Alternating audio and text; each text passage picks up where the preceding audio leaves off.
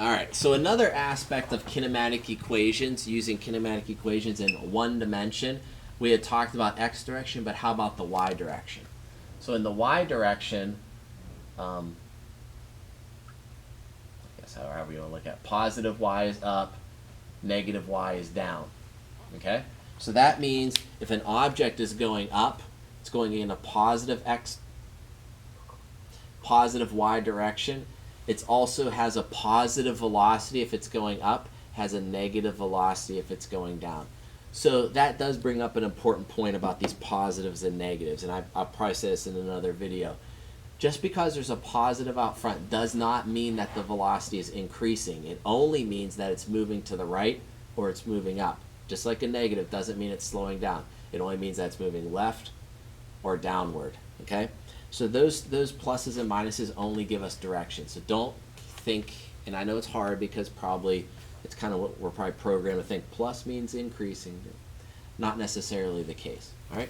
So we got a tennis ball right here, right here. I tell you fun, oh, I don't know how to tell that story. These boys were goofing around the back. I was at a different school, and I handed tennis balls to these like 3 girls in the front, and I just walked away and turned around.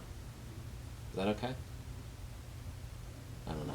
So anyway, when we have a ball and we release it, this is at rest, and then it speeds up and it hits my hand. So these are called free fall problems. All right.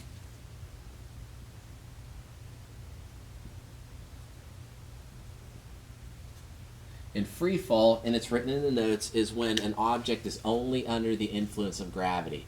This word fall right here makes people think that the object could only go down, but that's not really true. If the ball is not touching anything, if it's going up, it's still considered to be free falling. It's only under the influence of gravity. As soon as it leaves my hand, no other forces are affecting it. The only thing that affects it is gravity, okay? And so gravity always points downward. And if it points downward, that means gravity is always going to be negative. All right? Now, in textbooks, you'll find that gravity is 9.81.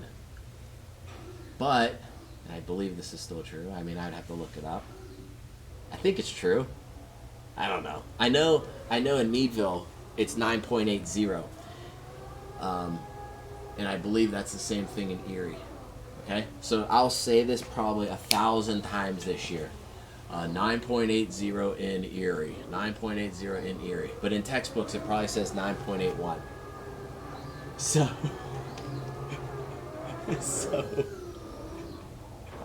I'm curious what's going on.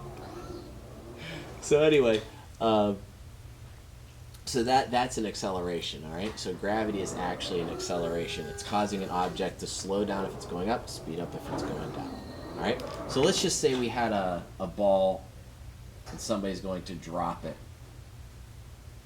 okay?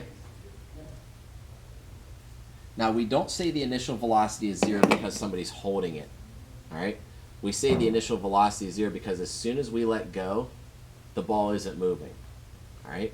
And that's kind of weird. Just like if you throw a ball and it goes up, it's going to stop momentarily at the top before it comes back down. Same thing as if you release it.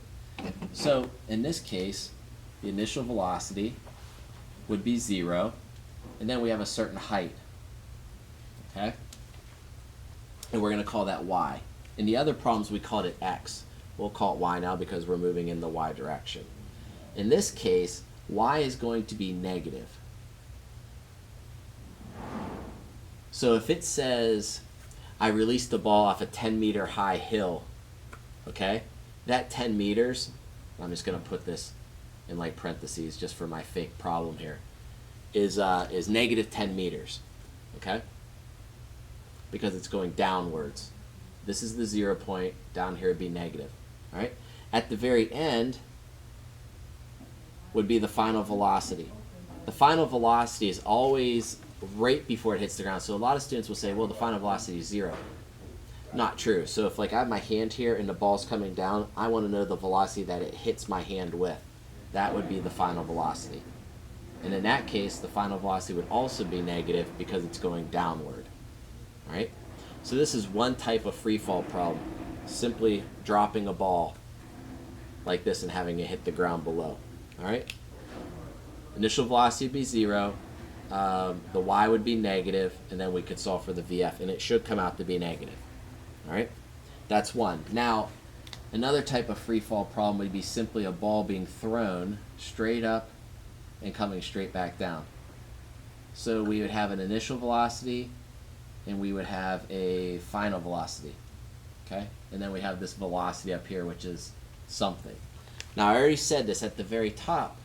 The velocity would be 0 because it stops momentarily before it comes back down. All right? And so down here at the bottom, if I throw a ball, let's say I throw it up at 5 meters per second. Right? What's it going to come down at? It's going to hit my hand at, Jake? Say it, Jake. Say it. Oh, what a wimp. It's not even a camera. Why do I keep thinking this is a camera? People will see when I get in class I do that. I look at one student a lot of times when I say something like that. So let's say I throw it up at positive 5 meters per second. It's going to come down at negative 5 meters per second. Okay? So velocity up is the same as velocity down. All right? Now there's some assumptions that we make when we do this. I don't know how these people breathe because we assume there's no air. Okay? We assume there's no air whatsoever. So no air resistance. Oh, and I don't think I finished this one. I might have not. Whenever you go up in elevation, gravity actually decreases because there's less pull from the earth. Now the fact is it's a super small amount, okay? But it is enough to change from sea level up to Erie's at, let's just say Western PA, Northwest Pennsylvania, to drop it just slightly into the 9.80, okay? So this is how you would do a free fall problem.